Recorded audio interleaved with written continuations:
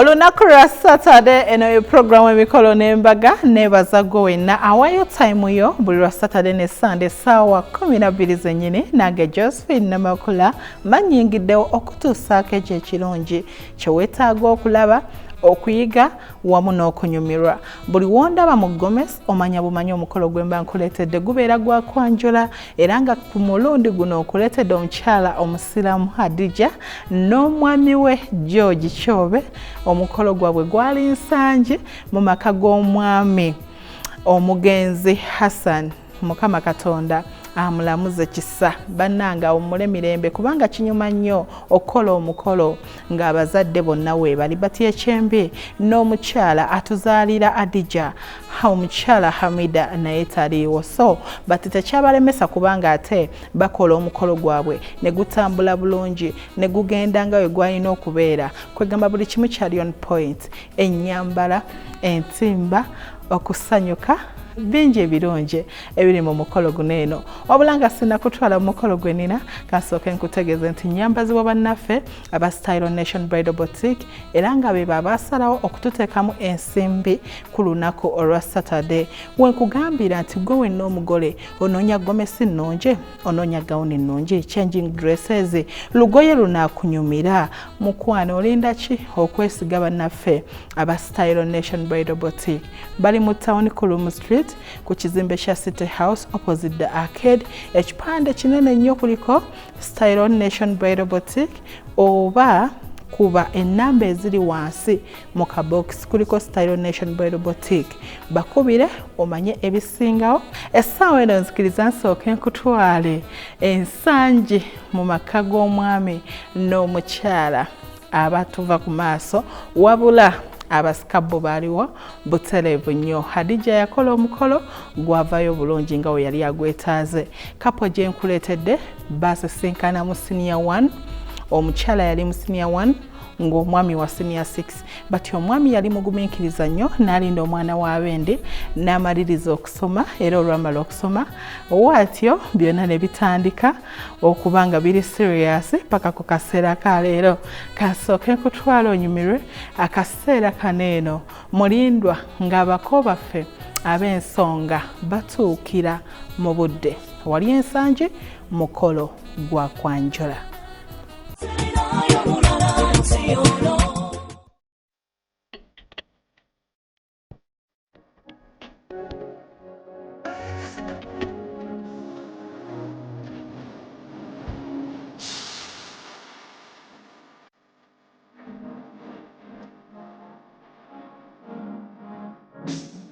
Omugole waffe gwe tulina olunaku olwaleero Hadija mukyala yagala ebintu ebiri class, ebintu ebirungi ate ebinaanyuma.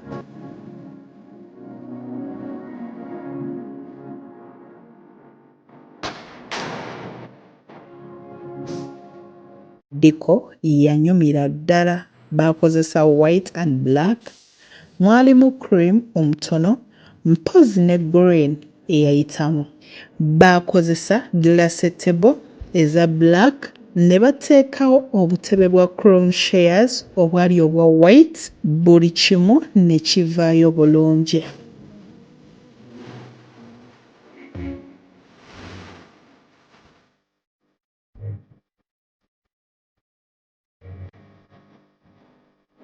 Bridal area y'omukyala we yali agenda okutuula Hadija bateekawo gypsum board eyavaayo bulungi ennyo. Awo nno ne bateekawo ebimuli ku gypsum board eyo ne babyetoolooza nga we babiteeka ku fashion ez'enjawulo.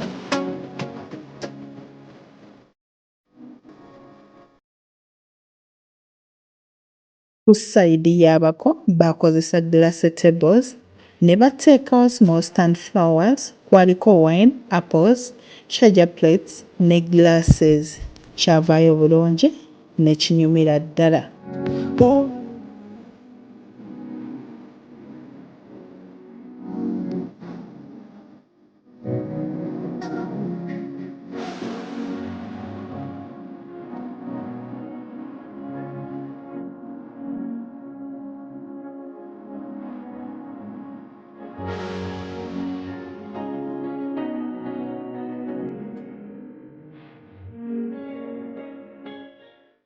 Adija akuze nga ye muwala omukkakkamu gw'ogamba ekintu n'awulira, ye muntu ayagala banne nga ne bw'oba otambula oli mugumu. Adija ye muntu atayomba. Adija ye omuntu omukkakkamu. Omwana wange obubaka bwe mmuwa ayongera okunyweza ekiyungu takifuluma, era musibirira entanda n'akayimba ka Maureen Nantume ky'oyingidde kiringa kiyungu. Ogenza kufumba omukka ne bwe gweyongera ogumiramu muli takifulumanga. Taata yeebale kubeera mukkakkamu, beebale kukwatagana kubanga taata musajja mukkakkamu, musajja akwata mpola.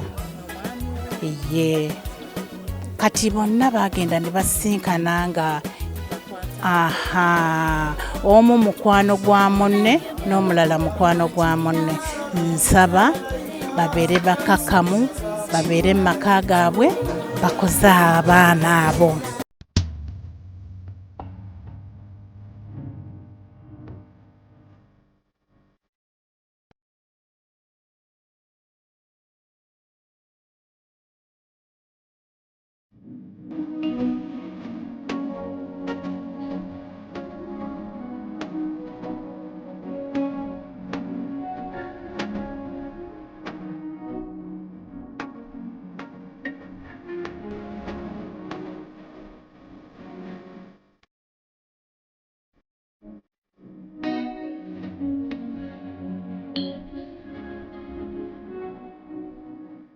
Akaseera kano eno mukwano kali kalungi nnyo oluvannyuma lw'omutimbi eyatimba Diko omulungi ennyo. Bw'atyo omukyala Khadija ng'amaze okukolebwako omukyala Riley's Magic Touch Makeup n'enviiri, yafuluma omulundi gwe ogusooka ogwa Diko Shoot. Diko Shoot yebeera morning photoshoot ey'okumakya, ogikola before nga n'abantu tebannatuula mu kidaala, era nga yali mu gomesi eyalabikira ddala obulungi ennyo. Yeyambala gomesi eziriko ekika ekya semusemu, mwalimu silver, navy blue, mwalimu gold.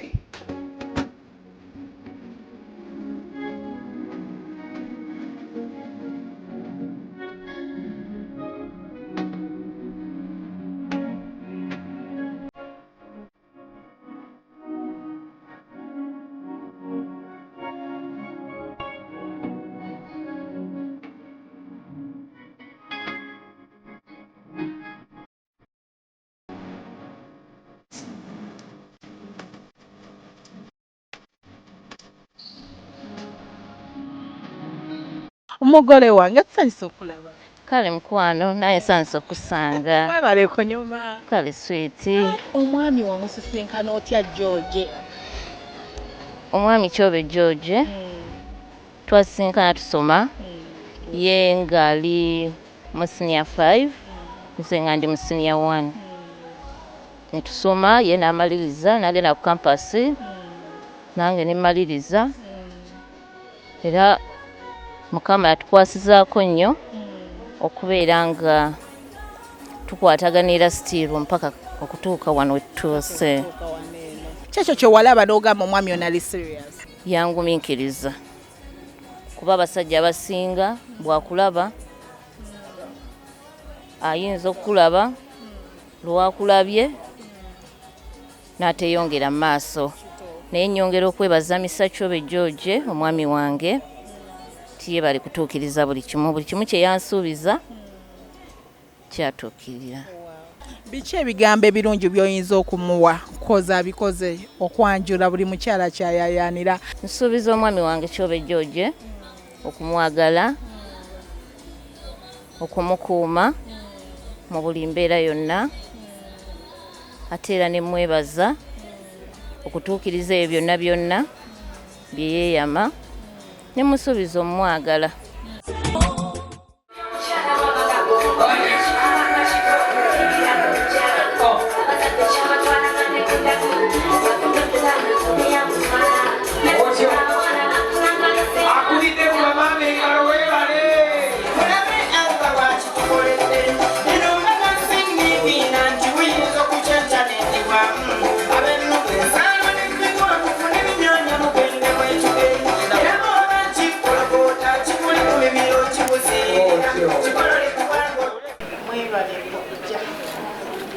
Mwebale kutwagala, mwebale kutatulekerera, nsanyusa nnyo, mwebale nnyo, amina.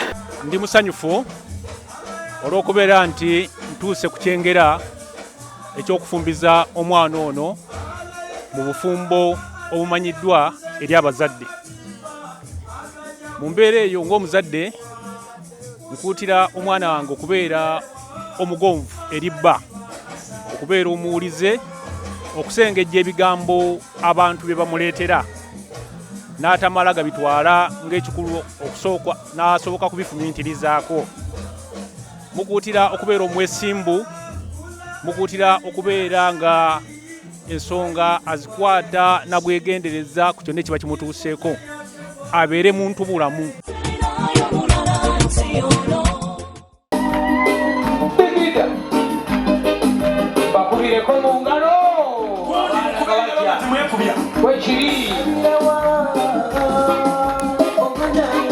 Oluvannyuma abaka b'ensonga batuukira mu budde era nga mukwano bakulemberwamu ekita ekya soda akagereke kiri nti omukyala gye bajja mu siraamu.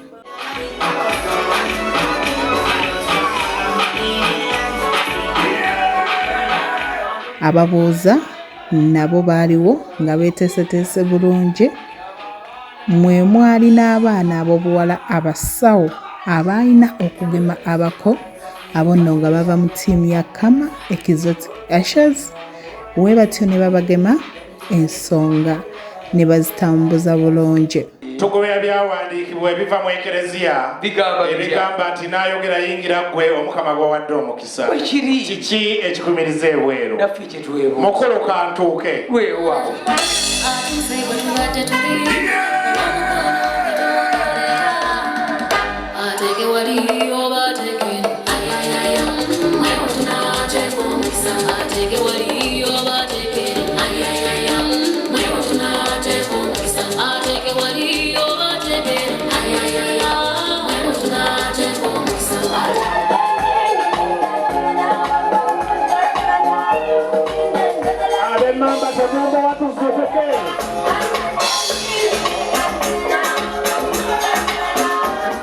Oluvannyuma lw'abako abafa ab'ensonga we batyo omukwano batuukira mu budde era ne batuuzibwa mu bifo byabwe oluvannyuma lw'okubagema abasawo abaaliwo era ng'eyo ttiimu y'abasawo be bannaffe ba Kama Exotic Ushers baaliwo nnyo. Otyo bannange mubakubire mu ngalo ez'amaanyi eky'amazima basanyufu. Ekyokubiri ebadde etya? Mubakubire mu ngalo beebo be twalinze. Ey'okusatu eyo bayinamu eddiini bannange mukyongere engalo. Maulana, Mama Maulana, Maulana, Mama Maulana, Maulana, Mama Maulana, Sibamulira, Mama Maulana, wenyogera kulasulula nempulira atakuba mu ngalo wayiyamu ogumpulira bubi era n'olubuto lunfukuumirira. Maulana, Mama Maulana. Olwo nno ne bannaabwe ne babawolekerako nabo ne batandika okubuuza mu biti eby'enjawulo. Kankutwala onyumirwe moment eno oluvannyuma nkomewo. Bukedde TV, Mikolo Nambaga. era dde bannyabo era dde basebo mukulika amakubo. Taata olw'enteekateeka ennungi ekyamazima nange ŋŋambye nange kambajjire okukirako omuwalume we gwajjira kade. Kitange ŋŋambye kambajjire okukirako kitange Kwete we yajjira omukombooti.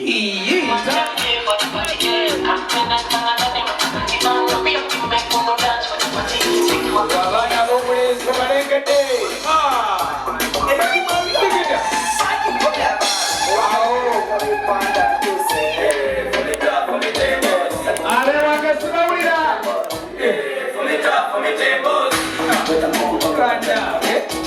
Waalaikum warahmatullahi wabarakatuh. Waalaikum salam warahmatullahi wabarakatuh. Habibi taata omwana kasita kutoola salaamu kitange erina engeri gyentabula. Kakati kagitodde ndowooza naawe ofunye enjawulo eyo wakati w'omwazinyi n'omusaazisa. Wekiri mukulu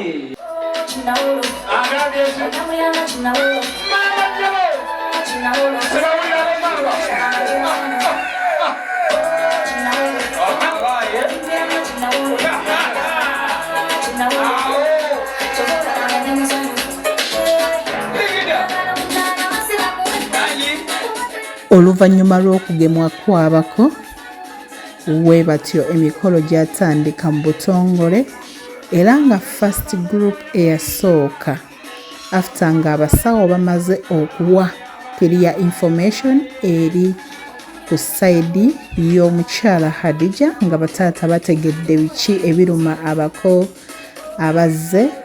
Wetyo group eyaddako yali Mishanana gya Nude.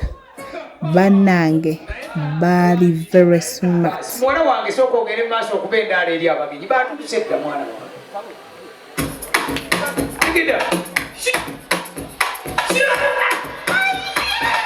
gundi mukube engalo nga temwekubya. Ab'emmamba sibawulira. Oyo gwolaba muzzukulu wa Kasujja ayaniriza awo tuba twaniriza. Ab'emmamba engalo zibwabo. Agambye ki? Selekita Kim sikwina yako buzibu.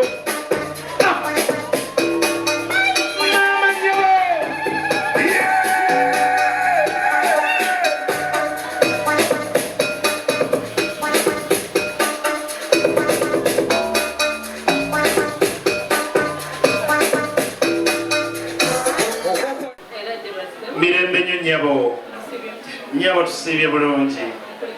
Tetusanze buzibu omu eyatulagiridde yatwagidde bulungi z'engalo z'oluyamba emmamba. Taata ono omuwala atubuuzizza ye mukulu alina akabapangisa akazigo mukama. taata nsaba okkirize ye mukulu ekyamazima olw'okuba ab'emmamba ffe batuuma ate bakizito kitange twazze tuzitoye olw'omwana kyove oyo. Kitange nsaba okkirize kati omulembe oguliwo enkonfiira eweeri yoweeri mukulu taata munnange tukwebaza okuzaala n'okuza ate n'oyonsa. Taata kyensinze okwagala mu lugyalo luno ekyamazima akatiba katuufu. Buli mwana avaayo teyeetaaga ngalo. Emufaayo omukolo guli live ku Bukedde TV. Bukedde TV live ekolo n'embaga. Atakwanga tujja kulinda ku mukolo gw'omwanawo. Kandeeta abaana bange abandege Culture Troupe ye mukulu ate bajje bongere okubaaniriza. Abagenyi mutulya bulungi tunabawera. Abagenyi mutulya bulungi tunabawera. Mwebale kuwedule abagenyi mutulya bulungi tunabawera. Mwebale kuwedule mama tunabawera. Mutulya bulungi abagenyi abagala. Mama tunabawera. Mwebale abalungi mwakola. Mama tunabawera. Mwebale abalungi mwakola. Mama tunabawera.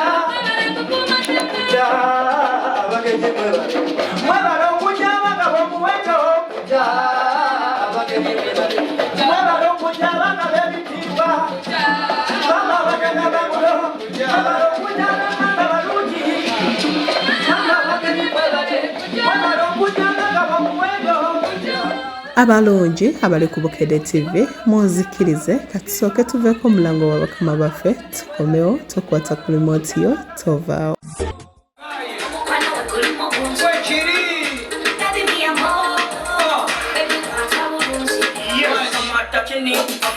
Gurupu eyaddako bali mu green and silver bannange nabo banyumira ddala mu ggomesi zaabwe.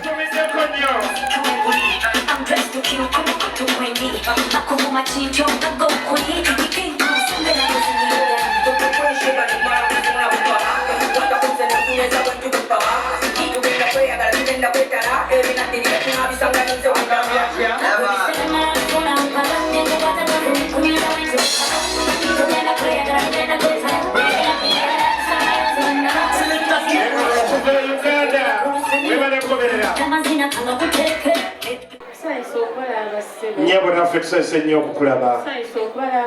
Bamaama bababuuza. Mirembe nnyo mukwano. Nyongera okukwebaza. Otukoze obulungi obutagambika. Weebale kitange kuzaala. Weebale kuweerera. Weebale kulabirira. Ate weebale kuyonsa.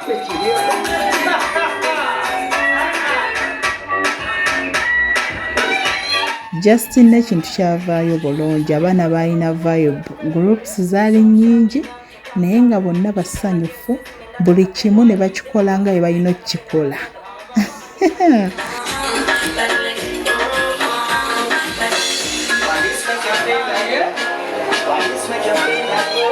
Gurupu ey'okusatu omanyi nti tetusobola kuwa groups zonna. Bano bo bajjira mu cream and black. Naye nabo balina style gye bagiramu nga ndala mukko. Balina vibe, bali smart, bali basanyufu nnyo. Mukolo gwa kwanjula saagala okwate ku remote yo.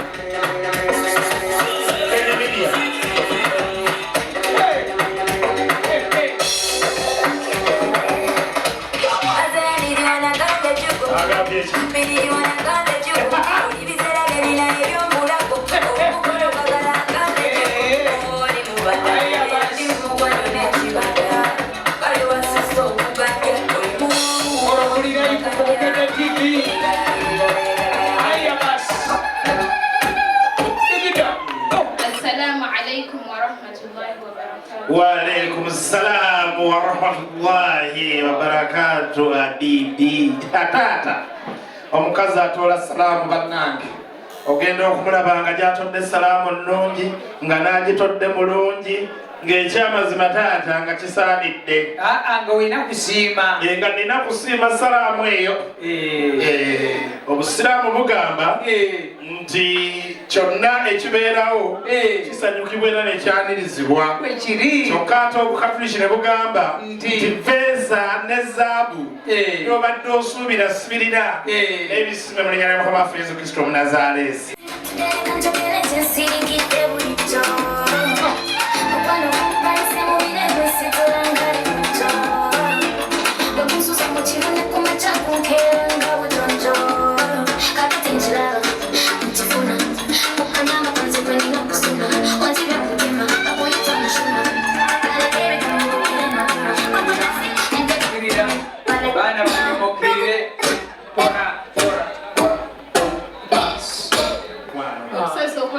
Bamaama bababuuzaako emirembe mukwano taata ono nno mugamba abeere mugumiikiriza okukirako ekitole ky'ettooke nanti wobenga kino ng'owooninga ekiddako ti naawe nkunola. Taata n'ono abeere mugumiikiriza okukirako ensiri w'ogitega neeti ekusanga mu lukubo n'ekuwa ttaaki.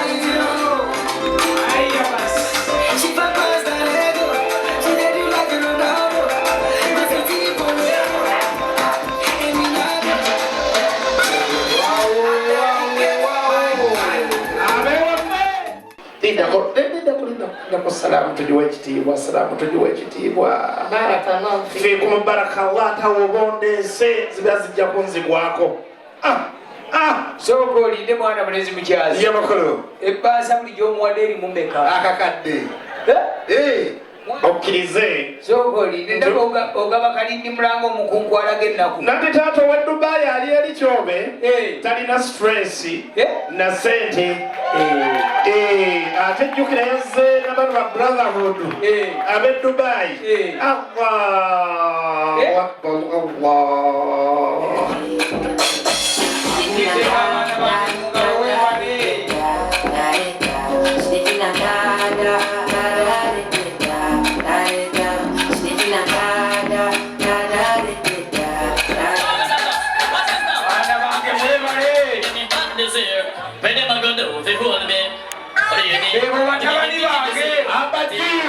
baana bange makamulo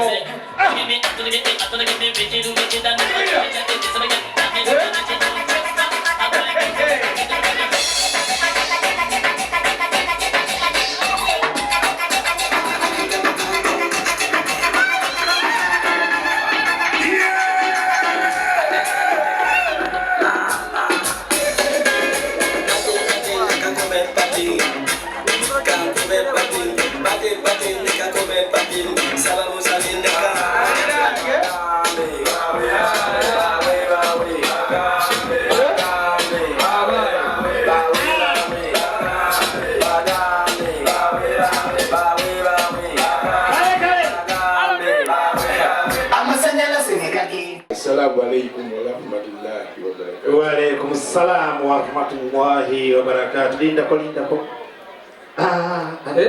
kasitamu kwata wonsawe ye mabbali ye mukulu eno salamu njibula mutwalo wangi kitange omwana ayogedde salamu nga alif eri wano mu ddokooli alif eyo njagadde assalamu alaikum banange nkwogedde omutwalo alif eri wano mu ddokooli gonna mweri jidde mwana wange gumu assalamu alaikum wa rahmatullahi obusiramu tugaana okudiibudda seeka sansi okubalaba bassebo kale mukwano sansi okulaba nnyo bamaama bababuuza kuliko amakubo tetusanze buzibu mukwano alhamdulillah amiina taata amazima amatuufu nga womanyi abaana bano ab'obulenzi nga nabbi yatugaana okuboolagana mu madini wadde mumawanga obusiraamu bugamba nti omwana kirabo eri Katonda kyokka ate mu Bukatuliki era ekitabo ky'Abaleevi kigamba weesibanga ekyumiyo n'onywera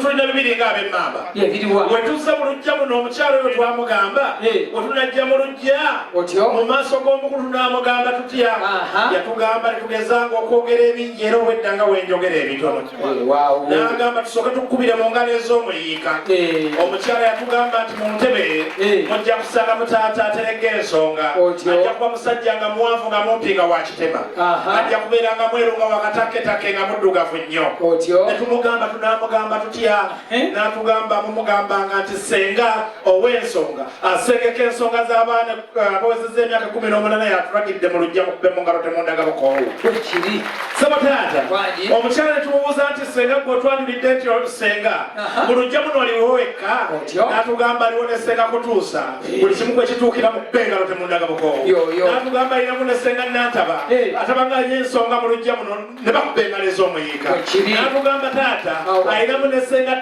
atereza buli kimu ekiganye Hadija muteeseteese otya? Na Hadija muteeseteese bulungi okumanya Hadija muteeseteese bulungi ensonga lwaki omwami waffe yakkiriza okujja mu bazadde olw'ensonga nti Hadija yateekebwateekebwa bulungi ng'omwana yayitako mu basenga era ng'omwana ow'empisa akuziddwa maka amaki amagunjufu era Hadija enseekateeka ye sisuubiramu kubaamu bugulumugulumu abaana bugulumbo wabula bufumbo bulina okuba obulungi obutereevu olw'enteekateeka evudde muki mu bakadde nga ffe basenga ne bamaama bayiseemu bubaka bwe mbawa nga mbuwa omwana wange Hadija ne munne gwagenda otuleetera nga mbasibirira entanda eno buli omu okutya Katonda yeesigamye ku Katonda bwaneesigama ku Katonda obufumbo bwabujja kola ki bujja babeere nga buli omu yeekwasa eddiini ye gy'atambuliramu olw'ensonga nti eddiini za njawulo Adija musiraamu omwami waffe mukatoliki naye buli omu yakkiriza okuba mu ddiini ye era buli omu nsaba agigoberere era ng'agiwa ekitiibwa obufumbo bujja kuba bulungi. Mu bangi abajja mwe mwagira ne ssenga ow'ensonga ataanya ensonga z'omwana omuwala wano mu Buganda era nga yesenga asengese ensonga z'omukyala Adija. Omukyala Adija mukyala mulungi nnyo, brown in color, muscle glory, mukyala wa kitiibwa, mukyala mukakamu. Banange gwali ku Bukedde TV weesunga okumulabako kubanga Adija yanyuma. Ate we yagattako okubuulirirwa okuva ewa ssengaawe n'amusengeka nga w'alina okubeera. Bannange kyayitirira ssenga ow'ensonga yajja mu bitiibwa bw'atyo n'alamusa ku bantu ate era n'aggyayo omuko mu lujjudde. Eradde nnyo ssenga. Ssenga tusanze buzibuza engalo z'olya nga bakubiranga zaamuyiika n'akalulu akafa akabuganda. Taata bannyinaze bannange tukyazizza abagenyi abo era obwedda baatula nti wano waliwo abamanyi waliwo yabalagirira nsaba alina ensonga ku bagenyi abo nga bwe batudde agolola akagalo mu bbanga bw'ati ensi ekuba enduulo.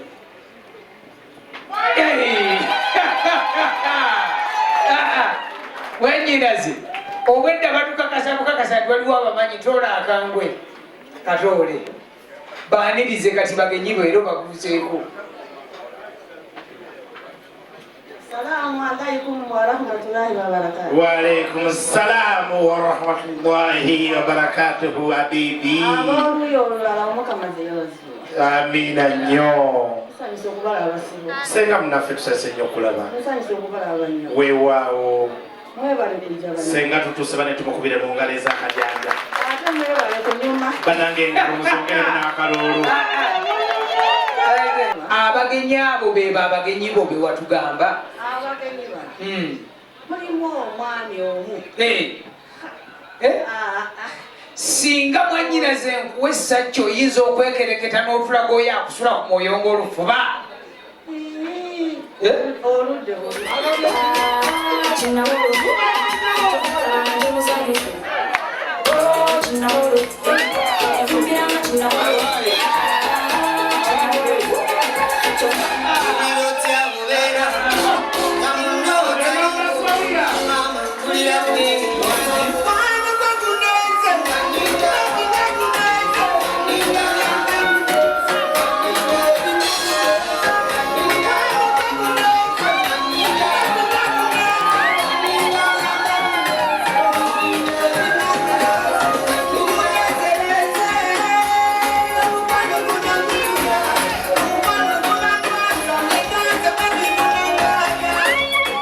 Omugole omwami yali very smart mu cream and maroon suit era nga mukwano yatwalira ddala obudde okunoonya essuuti egendera ku kanzu. Kala ze yayambala wamu ne best man we tezitera kulabika.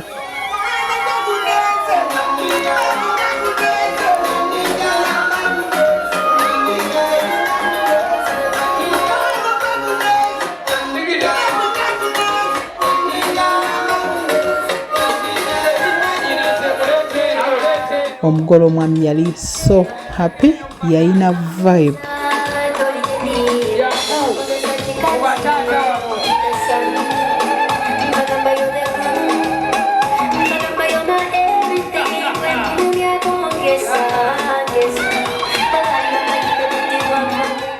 Badde mumukubireko mu ngalo ez'amaanyi.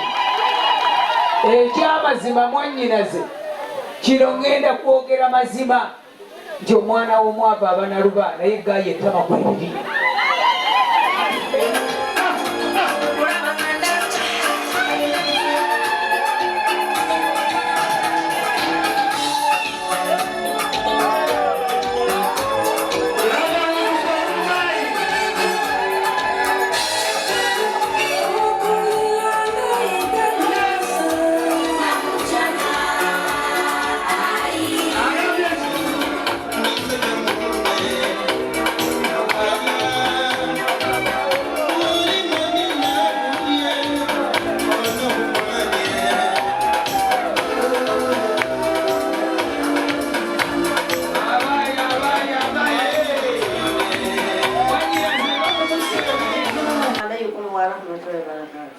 alaikum salaam wa rahmatullahi wa barakatuh. Habibi awewe ekitiibwa n'ettendo engalo za Mukama nga zamuyika gwowe mamba. Banyerase mwenna abalungi webaliwe tulitukuulira nabasenga bannange nabo webali bamaama abatuzaala webali mu nnyumba n'emikwano gyaffe gyonna gyonna omwami waffe ono ye mwami waffe omwana waffe nakitto Adija bannange engalo ez'amaanyi n'akalulu omwana asaana takbiru. Allahu akbar takbir. Allahu akbar takbir. Allahu akbar takbir.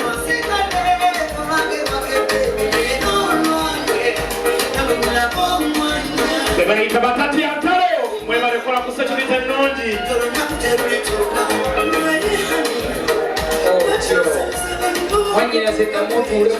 Yes, tuline Metron omulungi waffe abagole abasinga mukopeeko kopye. Omukolo guno nguyigiddeko kinene nnyo. Omukolo guli organized. Metron omulaba abantu abasinga bakotogera ba Metron. Metron n'afuluma nga tategeerekeka.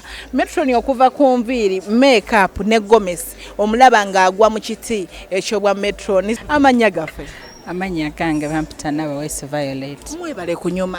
Mwebale kusima mukwano.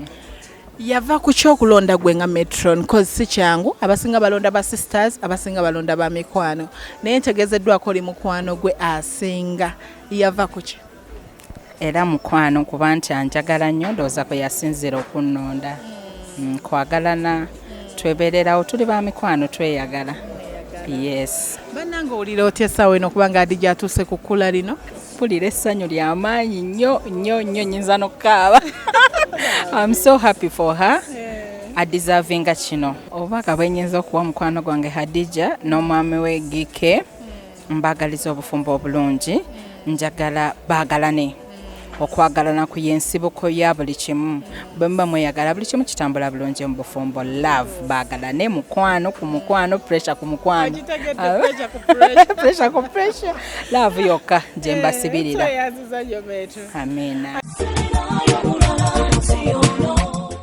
Mbakolisaayo nnyo mu kitundu ekisookedde ddala eky'omukyala Hadija n'omwami we George Chobe era ng'omukolo guno gwali nsanje. Byonna obirabye engeri sengejja y'omwami kakati neegattaako gwe owa Bukedde TV. Leero nga woolabye paati A lwaki tokkiriza n'enkya ne wekkanya paati B olaba ebirungi ebyagirimu. Omukyala waffe omulungi maaso Glory omulungi ennyo brown in color omukyala omukkakkamu Hadija ngenda kuba mukutuusaako mu kitundu ekyokubiri kwe tugenda okutandikira nga fuluma okwaniriza omwami we. Essaawa eno munzikirize nsooke mbate story yaabwe ekyatambulira ddala era nga bingi bye weetaaga okumanya. Interview zaffe zaaliyo nnyo kwegamba bingi by'olina okulaba ate era nga woonyumirwa. Essaawa eno yennyini sooka onzikirize nkutegeeze nti abeera Style Nation Bridal Boutique yagenda okukwambaza gwe omugole eyeetegekerwa omukolo. Bali mu town Kulumu Street ku kizimbe kya City House era wotuuka ku City House ekipande kyabwe kinene wekiti kuliko Style Nation Bridal Boutique. Balina engoye nga zino ennungi enzikakkamu. Eno gomesi gy'olaba esobola okwambalibwa guest nga bakuyise ku mukolo, esobola okwambalibwa bamulamu okisegedde Neve Bru erabikidde ddala bulungi nnyo ne kasova. Wenkutegeereza gwali ku Bukedde TV olina omukolo gwo gwaggwadda wandiyagadde tugulage bambi twesige. Kopa ennamba eziri wansi osobola okumanya ebisingawo. Tujje mu field tukwata omukolo gwo buli kimu kitambule bulungi nga wekiina okubeera. Josephine Namakula gemanya abasinga gwemanyi nga Kama Ozi mbawo kutuusaako ebirungi nga bineeno era bambi temujjanga okwono olunaku olw'enkya ku Sande ngenda kubaawo nga nkutuusaako ebirungi. Essaawa eno yennyini sooka onzikirize nkutegeeze nti toseguka agabuutikidde bingi bye bakuleetedde. Sagala oveeko eno ye Bukedde TV yo TV ey'omuntu wa bulijjo. Mbadde ne Enoka ku kamera ate era Niko n'akikwasaganya mu control room. Abeera Susan editor wange omulungi ennyo yabitematema n'abikuba. Mweraba.